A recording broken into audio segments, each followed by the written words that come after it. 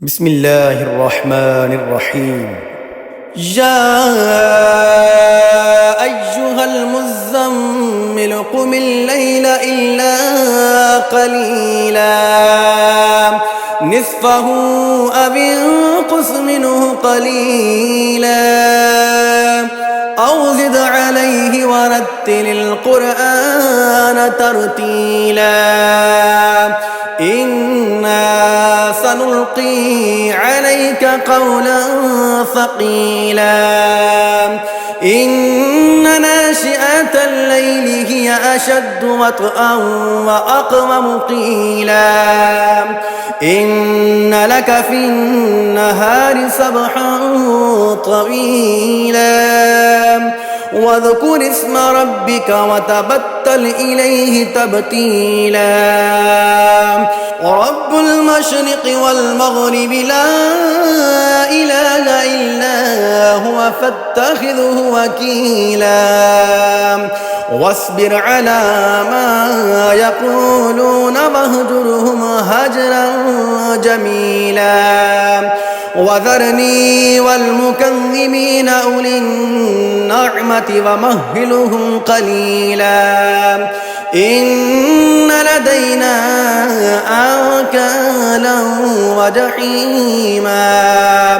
وطعاما ذا غصة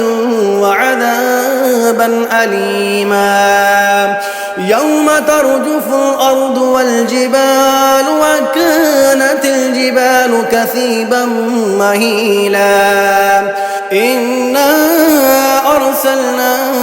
إليكم رسولا شاهدا عليكم كما أرسلنا إلى فرعون رسولا فعسى فرعون الرسول فأخذناه أخذا وبيلا فكيف تتقون إن كفرتم يوما يجعل البلدان شيبا السماء منفطر به كان وعده مفعولا إن هذه تذكرة فمن شاء اتخذ إلى ربه سبيلا إن ربك يعلم أنك تقوم أدنى من ثلثي الليل ونصفه وثلثه وطائفة من الذين معك والله يقدر الليل والنهار علم أن لن تحصوه فتاب عليكم فاقرؤوا ما تيسر من القرآن علم أن سيكون منكم مرضى وآخرون يضربون في الأرض يبتغون من فضل الله وآخرون يقاتلون في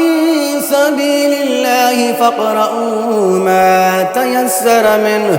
وأقيموا الصلاة وآتوا الزكاة وأقرضوا الله قرضا حسنا وما تقدموا لأنفسكم من خير